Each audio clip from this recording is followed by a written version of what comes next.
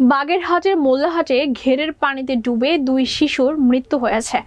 বিস্তারিত দেখুন বাগেরহাটের নিজস্ব প্রতিনিধি মফিজুর রহমানের প্রতিবেদনে। 5 জুন বুধবার বিকেলে মোল্লাহাট উপজেলার উদয়পুর আড়াইয়াকান্দি গ্রামে এই ঘেরের ছোট গর্তের পানি থেকে ওই 2 শিশুর মরদেহ উদ্ধার করা হয়। শিশুদের অকাল মৃত্যুতে এলাকায় শোকের ছায়া নেমে এসেছে। নিহতরা হলো উদয়পুর আড়াইয়াকান্দি গ্রামের আজিজ খানের 7 বছরের ছেলে আমির হামজা ও বাকা খানের 8 বছরের ছেলে শফিউল্লাহ। এরা 2 জন সম্পর্কে চাচাতো ভাই এবং এদের বাড়ি পাশাপাশি। পুলিশ ও পরিবার সূত্রে জানা যায়, দুপুর 1:30টা থেকে ওই 2 শিশুকে খুঁজে পাওয়া যাচ্ছিল না। খুঁজতে খুঁজতে বিকেল 5টার দিকে বাড়ির পাশের ছোট একটি ঘেরের ছোট গর্তের পানিতে 2 জনের মরদেহ পাওয়া যায়।